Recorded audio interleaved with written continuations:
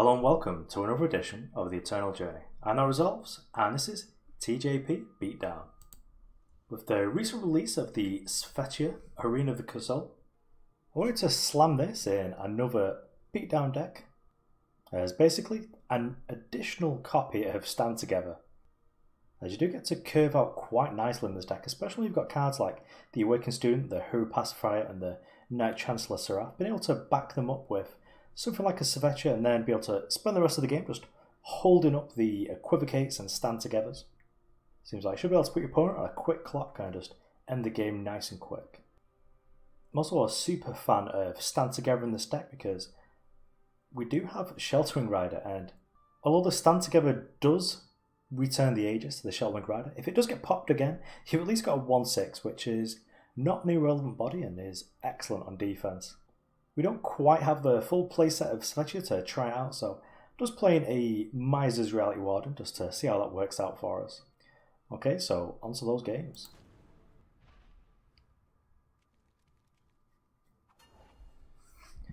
Okay, so the hand really isn't going to be quick enough. We do need 2 drops really to be able to pressure our opponent, especially when we're on the play, so I think we can do better. And the power base didn't look very good either, but here we go with double Awakened Student on the play, so we should be in great shape here. Just going to grab a Justice Source next, and then just have 2 free-frees on turn 3. And hopefully we're not facing down a Hailstorm deck, because it could be a pretty rough answer to both our threats before we're able to land down the Shelterwing Rider.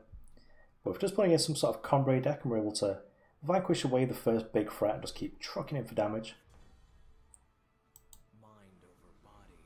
well, get a little bit of value off that Crest, and Chancellor Siraf is a decent threat, and we've also got 2 additional power here. So it was something to do if we're not able to Shelterwing Rider. So I think we'll keep that. And then just chuck him for free.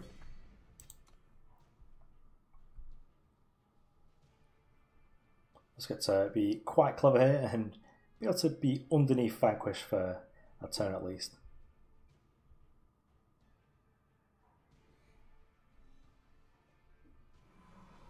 I bring you aid.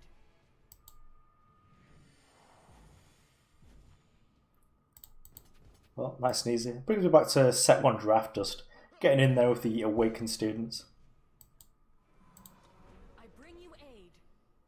So straight up Combrei and the Chancellor, so perhaps this is like big wallet Combrei, or maybe it's even something like a Voda combo deck.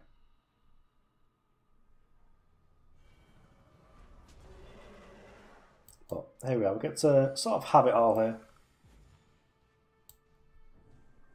Vanquish this Sandstorm Titan and just crunch for 13. Yeah, opponent's had enough, which is probably correct, but that's in these positions that's why you attack with everyone, because opponent just had no good blocks and it pushes damage no matter what.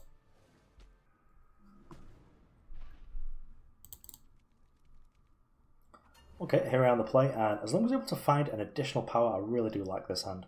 Got a bunch of good 2 drops, and then we've got to protect ourselves with the Svetya, so I think we'll keep this. But this Crest is going to basically bomb anything that isn't a power. Vanquish, I'm sorry. As good as that is in a whole lot of matchups, I think this hand just, if we're just able to curve out, just does some great stuff. And boy do I feel smart now. We're playing against a fire deck.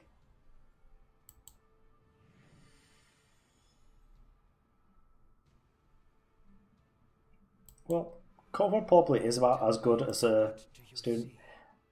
This way we're protected from like an unkickered, what's the grounding spell they've got?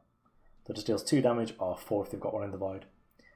Just insulates us from that because that means it's the only torch that can get us. Oh, I'm attacking for this.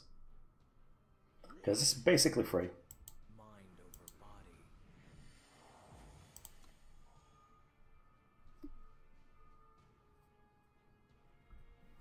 Now this feels like we're in pretty good shape because we've got a reasonable board against what's looking like a mono fire deck so far. They picked fire with the Diplomatic Seal.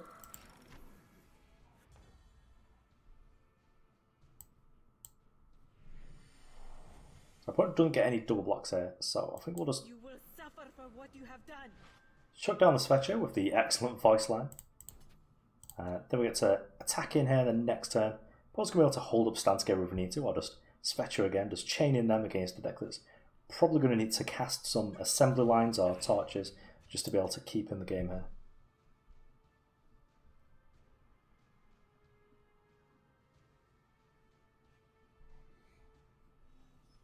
There we go. So opponent is playing Skycrag with the ticking grindings, perhaps because opponent can't play a spell with this, or a weapon. So I'm not sure what this attack's telling me apart from it is 6 damage, but I'm just going to let the 2 through.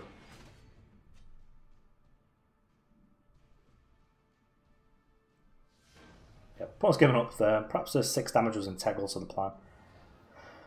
But it looks like they must have just had kind of like assembly line in hand. Although that could have actually just been the Skycrag burn deck that's been rolling around. Where it's just got a bunch of stuff like the ticking grenades just to get in there for a bunch of damage. Just paying 1 to get in for 5 or 6 damage.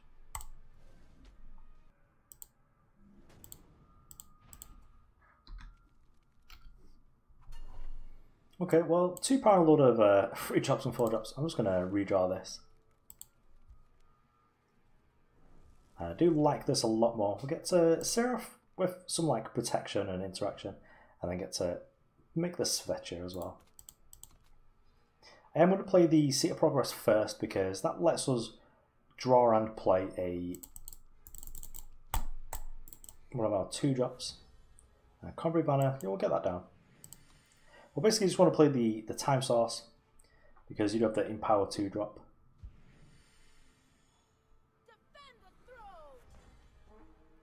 And okay, so Hooru with a Cromwich Paladin, so maybe the Hooru Pacifier is really going to be good here. So I'm hoping to play that next turn. Also, for purposes like a ridiculous weapon on this, we can also just finest out to pop the Aegis and then Equivocate it away. Although I thought one of the best cards in here is the Hooru Pacifier now. So opponent probably isn't playing that many weapons. And if opponent attacks, I'm probably not blocking because that'll mean Finest Hour. But we should be insulated from anything like a Rune Hammer.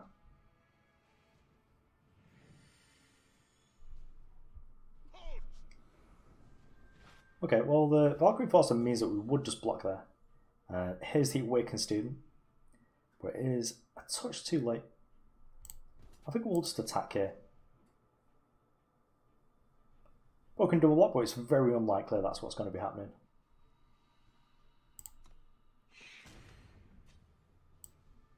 Mind over body.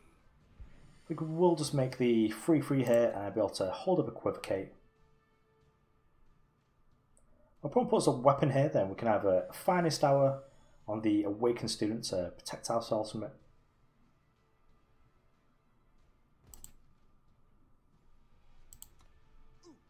And yeah, I'm fine with this.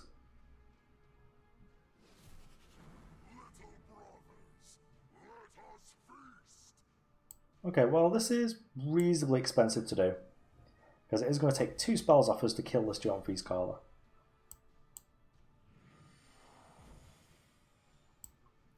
But I am just going to kill us with Vanquish and get it for 7.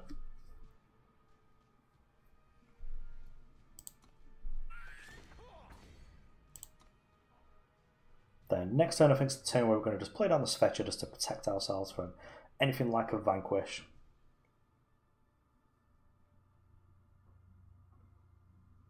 Maybe that would have been a better use of the last turn because this is the first time giving our opponent a target for this. Well, Finest Hour doing some work here, just pop this Aegis. Ooh, we get to do this as well. We get to play Chancellor plus Equivocate, which is pretty nice as well. Yeah, I think I'll do that. Because this way we get to keep pressuring and we get to make the 3/4. Pretty convinced that whatever deck our opponent's playing just isn't playing Harshal because it's got all these sort of threats that you sort of need to keep in play to keep going. Harsh Rule Jump Feast Call is not the most exciting combo. Ooh, Nostrix. Well, this could be rough to get through now. But hopefully we can protect ourselves with the Svetya and be able to just go around our opponent on the next turn. Although we are going to have to make some sort of blocks here because our opponent can attack for quite a lot of damage here. We've got 16 in play. And we can't just take a hit off this because our opponent will be able to hit us again in the air the next turn. Well, if they do go all out, we get to swing back for lethal ourselves.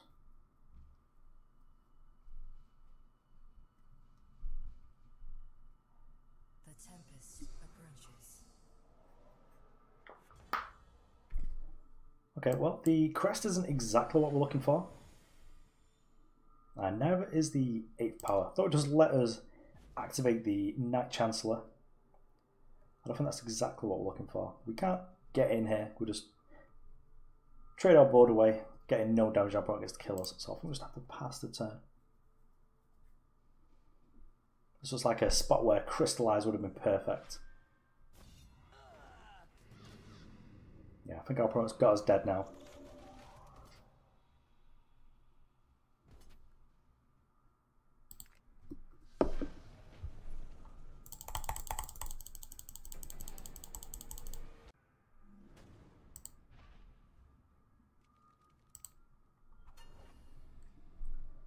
Okay, so this hand's pretty reasonable. Got a nice 2-3-3. And I've also got the single time source that we need now. Because I did take out the... I've removed the Reality Ward and just put in another...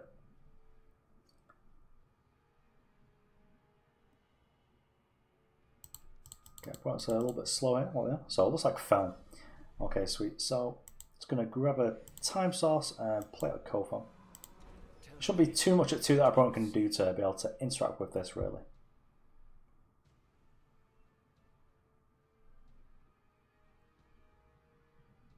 Our opponent will have to deal with this at some point because with another 3 power in hand, we should be able to get to ultimate if they leave it alone.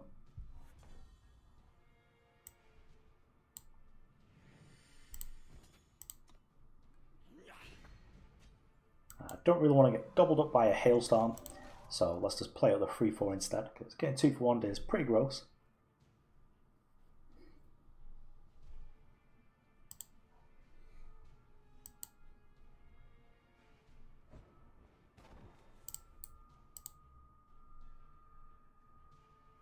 But we did trade out the real one for one of the Copperhall elites. It's much more comparable in cost to a Svetya, so I can see when we drew one, would it have been better to have drawn the other? Something along those lines. Okay, well, this is where I absolutely hate the card in Cold Blood because we can't not play out our hand. But if our opponent in Cold Blood's this, then we just discard 2 cards and we file a complaint report to Devil Digital.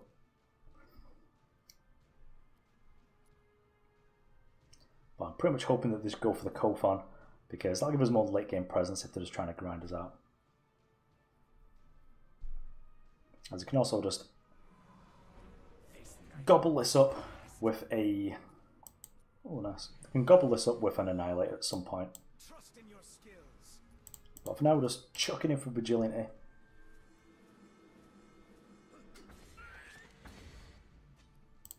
And I'm pretty glad that our opponent didn't have the In Cold Blood there, or choose to use it on the Unseen Commando.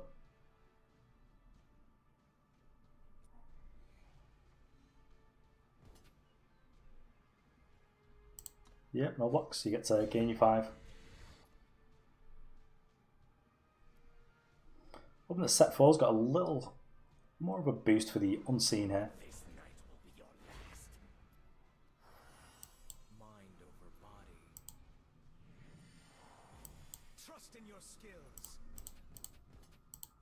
Free boosts off the Unseen Commando is going to be ridiculous here.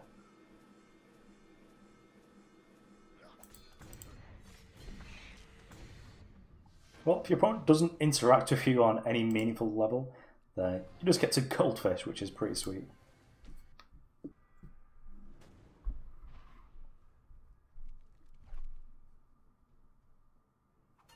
Okay, and here on the plate, and I don't really like this. That's got a bunch of instruction, but the power's a little bit too slow and can't play Kothon until 3 unless we draw more power, so... Well, this is not better. Well, at least not going to have any influence problems. And okay, maybe that'll be able to save us there. So it doesn't really matter what we get here, just pick up with Justice.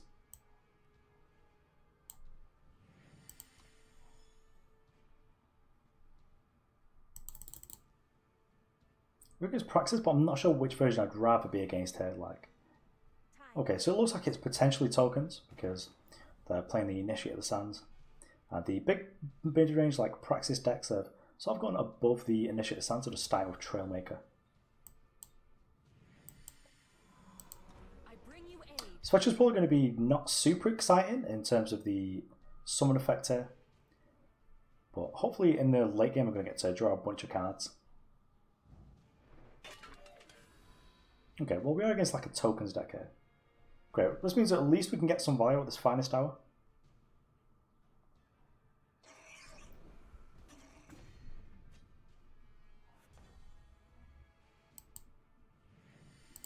I think I'll just attack first because it's basically free. Our opponent has to block with everyone. Now we just get to chain Svetyas and protect ourselves from like any humbug swarms or any more assembly lines.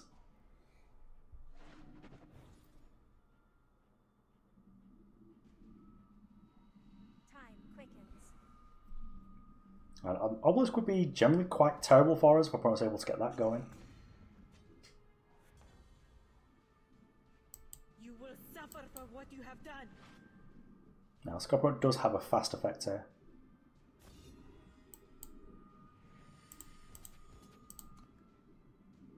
I think when we get to 8 power, I'm probably going to be more likely to just get in there with the Siraf rather than try and activate and draw some cards, because this does have more of a board impact in a sort of matchup where it's probably going to be quite important.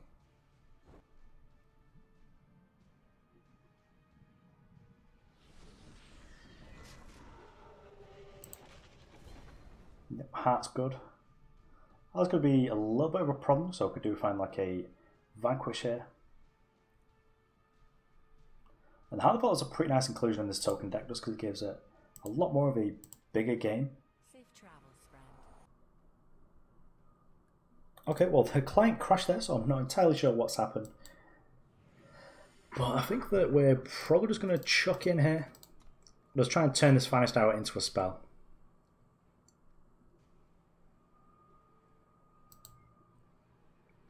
And hopefully we're able to salvage this game. But we'll just kill this Heart.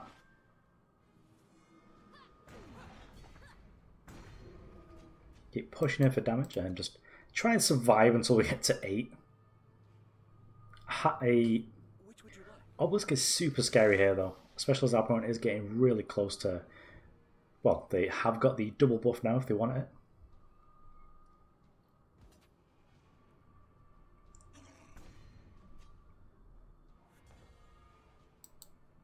So I think now's the time where we just want to get in with these two. Just my opponent trades one for the Scorpion, that's sort of fine.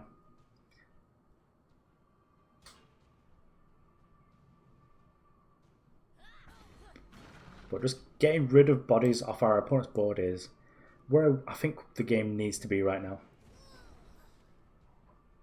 Oh, that makes sense why the only single block there. The Praxis Displacer here is absolutely gross, because now we won't be able to just ultimate the Siraf this turn.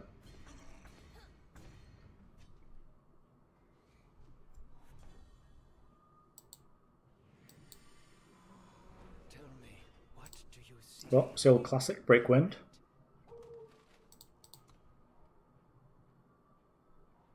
I've got a pretty reasonable board here. I'd like to draw something like a Stand Together next, so I get to play the Siraf, hold up the stand, I'll be able to keep getting in there with the Kothon.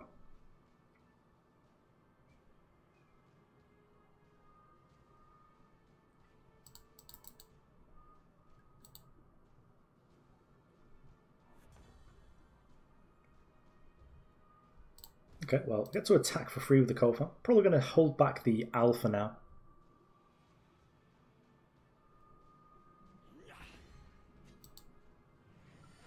And I'll get to Scout, and Shelterwing Rider's not quite what we're looking for. I'd much rather just ultimate this next turn, although it is a big flyer and it's got a huge defense, so I think we'll just keep it. I'm sure we'll be able to slot it in at some point.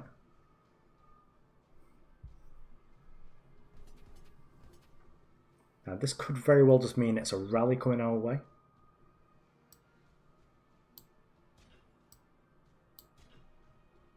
Much rather keep the Siraf alive here. It could also just be a Heart of the Vault. Yep, so it looks like a Heart of the Vault's coming. It's written right here.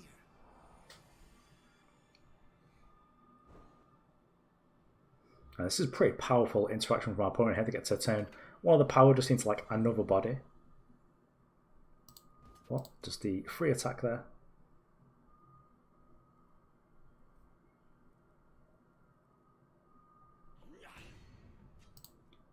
We could potentially get like a charge unit here, which would not be greatest for us. Okay, well, a huge Kothon is fine by me. I'll probably just have to chuck this Kothon away to block the 6/6 here.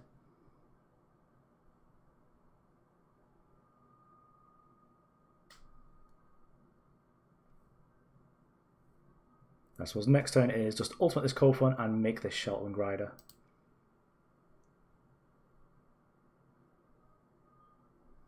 But might want to attack with a lot more here, just try and push damage. But they do also need to be a little bit wary of being defensive here as well. I don't think our opponent has got Obliterate. So we'll just take it this time. If they've got Obliterate, then we are dead. We don't know one of the cards is a this dude, so let's take Wing. To attack for 6 here.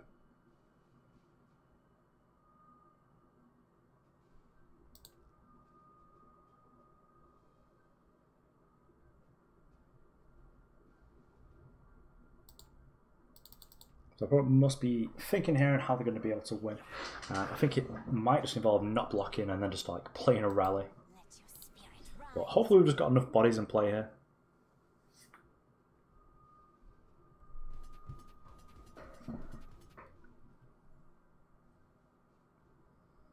Okay, so what do nice blocks look like for us?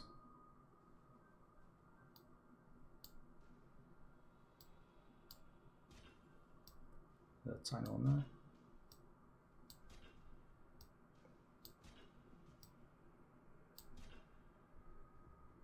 So we have a Ghost One and we die, and let's find out what's it going to be.